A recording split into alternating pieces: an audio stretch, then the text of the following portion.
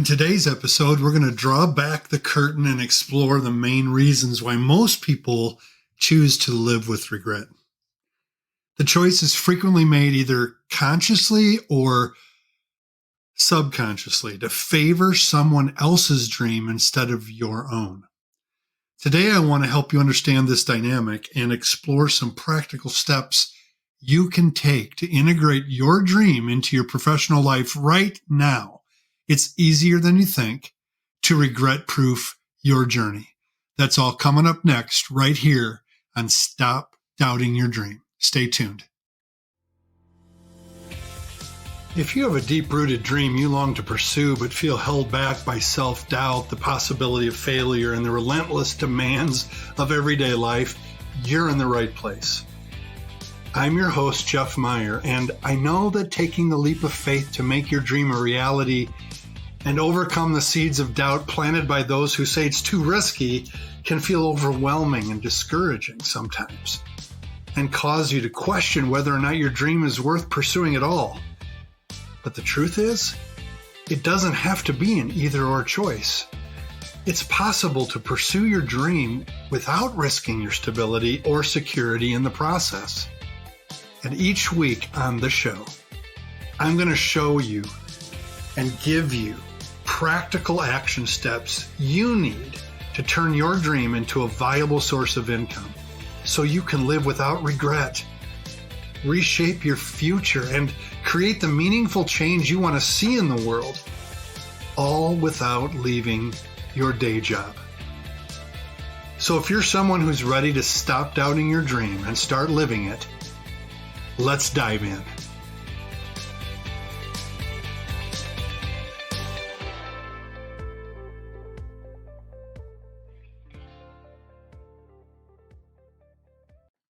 Welcome back. This is episode 66. Regret has two sides. When I interview hopeful entrepreneurs, when they want to talk to me initially about their dreams, I ask two questions. I ask them, what's the risk in taking your dream?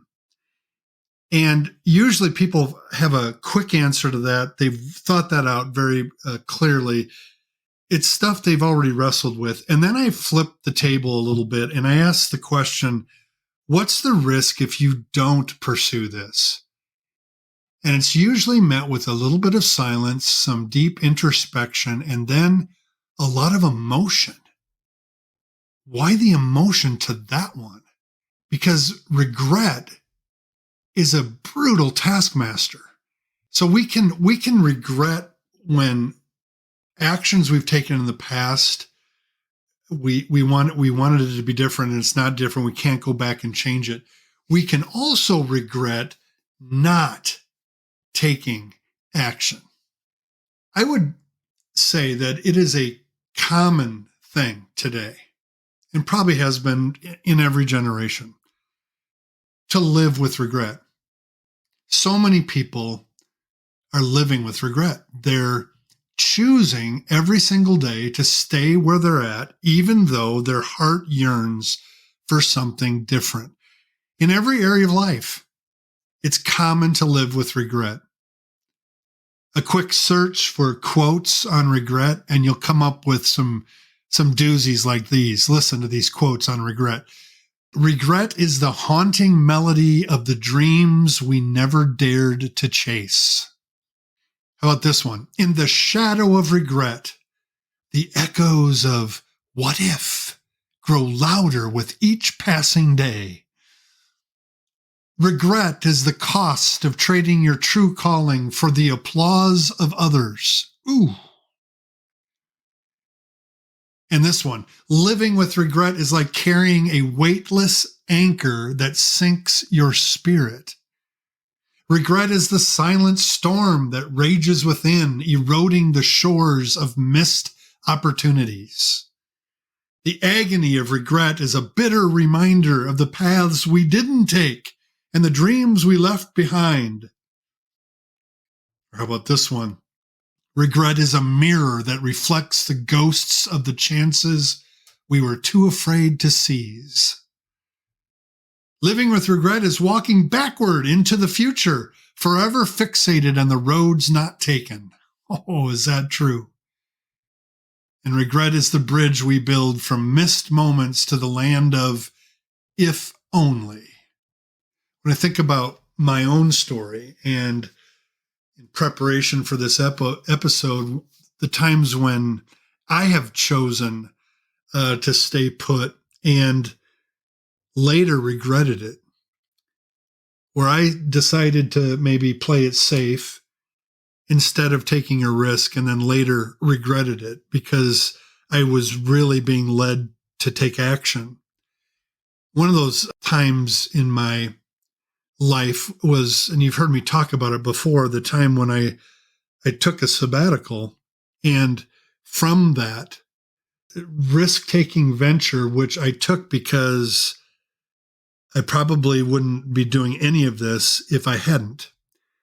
Going through that, I learned so much about myself and my desire to serve people in the way that I desired to serve people that I'm so grateful for the church I work at. Coming back, it has led to expanding my coaching, pursuing my dream to help more people pursue theirs. And it's led me to do that while maintaining my role as lead pastor at the church. And so that's kind of where I want to camp out today. I want to give you some hope that you can actually pursue your dream without leaving your day job, that you can actually expand your role and serve more people with the way you want to serve them while maintaining the security of your day job. It's not easy to do, but it is possible. You don't have to risk everything, in other words, to pursue your dream. One more quote about regret. Regret whispers you could have, while wisdom urges you still can. I love that. And I could jump in here right now in this episode and tell you, you still can. And I'm going to do that. But before we do that, it's helpful to examine the reasons why we choose to not take the path, why we choose to leave our dreams behind. Yes, it has to do with fear, has to do with doubting your dreams, but specifically this topic today that we're talking about is why do people not only not choose to pursue their dream, but why do they choose instead to just keep grinding and doing something that is a little bit safer?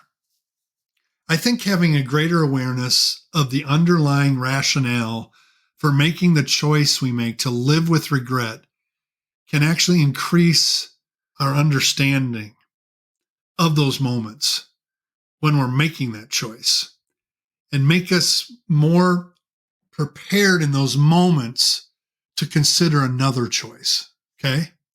So here are three reasons I've found in dealing with the clients, working with the clients I do and pursuing their dreams, why people either intentionally or unintentionally choose to live with regret and to stay in their day job and to keep working for someone else's dream instead of pursuing something that's burning in their hearts. Okay. The first main one I see is driving the decision, right, to live with regret is financial stability and security. We prioritize working for established organizations or pursuing more conventional career paths because, honestly, they offer financial stability, consistent income, and benefits. How many times have I talked in my coaching with pastors, for example, that they're choosing to stay doing what they're doing all because they don't want to let go of their benefits? I get it. It's a strong motivator for decision making, isn't it? And many of our dreams involve higher risk taking, and they certainly involve uncertainty. We're not sure how it's going to play out. So to take the big leap can be a huge financial risk. this for sure makes the perceived security of a traditional job more enticing. And I say perceived security because I've also coached clients who have worked for the same company for 45 years, the last 10 years just sucking their soul dry because they wanted to do something else, but they chose it because of this reason, financial stability and security, until one day the CEO walked into their office and said, pack up your things, we're downsizing. So sometimes our perceived security isn't all that more secure, is what I'm trying to say. All right. Another reason I see a lot why people choose to live with regret is because of social and family expectations. Societal norms and family expectations play a significant role in our choice making. There's pressure to conform to traditional career paths. Think about this. I have 4 daughters. The pressure to go to school after high school over pursuing a dream or pursuing a trade. The pressure is strong to conform. The pressure to provide for one's family can lead individuals to focus on practical options rather than pursuing their personal passions, even if it means sidelining their own dreams.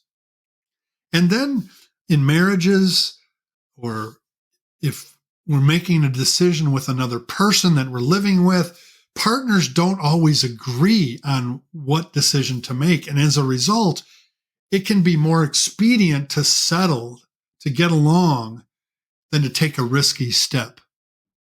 And think about how many times you've heard the story of a parent saying to a child, well, that's great that you want to go and record music or become an actor or an actress, but you should get a day job because that's not going to work out so well.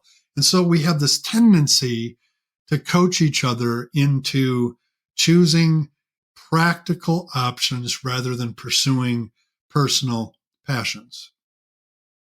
Number 3, the third reason, and I think this is probably the one I see the most, is currently the person is just living with a lack of clarity and a lack of resources.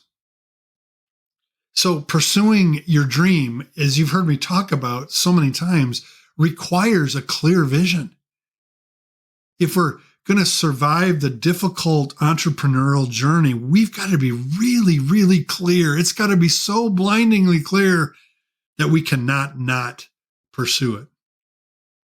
It also takes planning and resources. I would suggest it takes coaching. Learning new skills takes investment of time and dollars. So some professionals might feel uncertain about their personal aspirations, lacking a well-defined path to follow. And in those cases, working for someone else's dream who's already paid the investment, who's already risked the involvement, can seem more straightforward because the structure and the resources are already in place.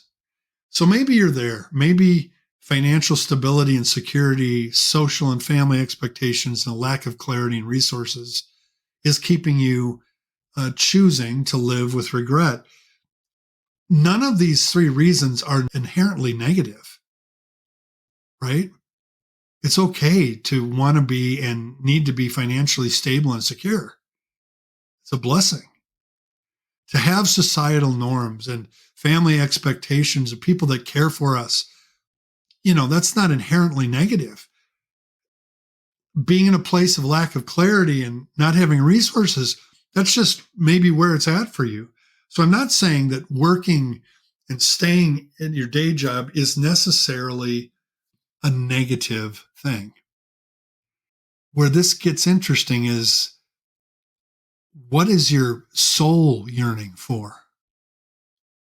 What is your heart telling you? What is God maybe nudging you to do or to be? It is not also inherently negative to accomplish someone else's dream and to help them. That could be your dream. That's not negative at all. Yet, if you do have a dream that has been stirred in you and not pursuing it is leaving you with regret, might I suggest you try one of these ideas? You can actually integrate personal dreams into your professional life, and it can be fulfilling and impactful. You don't have to pursue your dream full time, I guess is what I'm saying. So here are some ways you can integrate your personal dreams into your professional life. You don't have to leave your day job. You ready? Write some of these down. So identify transferable skills. Take the time to identify skills and experiences that you've gained from your professional work that align with your personal dreams. God doesn't waste anything. Everything is redeemable and usable. And so your past work experience, where do you have skills and experiences that you've gained that you can apply to your personal dreams, whether it's leadership or communication, project management, problem solving, technology problem solving? These skills can be invaluable in pursuing your own passions. For example, if you dream of starting your own business in a creative field, the management skills you've honed in your current job could help you run your venture more effectively. Identify those transferable skills, the ones that can be used in multiple different places. Identifying them can help you then discover ways that you might use them to try expanding your field or try creating something new. Here's something else you can do to integrate personal dreams in your professional life: side projects and freelancing. You can start right now by allocating time outside of your regular work hours to pursue your personal projects or freelance opportunities related to your dream. This can allow you to gain experience, build a work portfolio, and, can I suggest, test the waters without immediately leaving your stable job. And over time, as your personal endeavors grow, okay, you might find opportunities to transition into them full time. Or, like me, maybe even establish a hybrid working arrangement. How about trying this one? Networking and collaboration. Leverage your professional network to find like-minded individuals who share your interests or dreams. Collaborate on projects or initiatives with colleagues who have similar aspirations. It can be mutually beneficial for them and for you. You can attend networking events, workshops, online communities. Oh man, Facebook has so many different groups now. You can also connect with people that can provide you guidance and mentorship, or maybe even partnership opportunities in pursuing your dreams. Don't just hold it to yourself. Open it up to others who share your view and share your interests. Here's another one. Seek purposeful roles. You can look for job opportunities within your current field or industry that align more closely with your dream, align more closely with your personal passions. Finding roles that allow you to work on projects or initiatives that resonate with your interests can help bridge a gap between your professional and personal aspirations, to live with greater alignment in your spirit, right? Invest yourself in continuous learning. You can invest in ongoing education, skill development that relates to your dreams, all while keeping your day job. You could take courses, attend workshops, or pursue certifications that enhance your expertise in your desired area. And acquiring these additional skills can make you a more valuable asset in your current role, all while bringing you closer to your personal dream. How about this one? Create a personal brand. Establish an online presence that reflects your personal dreams and passions. I've done this. I did this when I began to try to expand my coaching. This could include, maintaining a blog, starting a podcast, doing social media accounts, and doing organic posts on your ideas that are relating to your dream. One of the ladies I interviewed on my podcast is doing this exact thing with flipping furniture. And so on Facebook, you'll find before and after pictures littering her page, showing her abilities and showing her experience. And over time, she has built this brand, the Flipping Flemings, I think they're called, and it's opening up new opportunities to connect with others who share her passions. One more for you. Pitch new ideas. If you're employed within an organization and they have an environment of safety and trust, don't hesitate to pitch new ideas that align with your personal dreams. Who knows? Your unique perspective and enthusiasm could lead to innovative projects that benefit both you and your employer. This initiative could also help you gain recognition and support for your personal pursuits. All right, I've left you with a lot of ideas today, some of which you can tap into. Was there one of these ideas I shared with you that resonated that you'd like to try?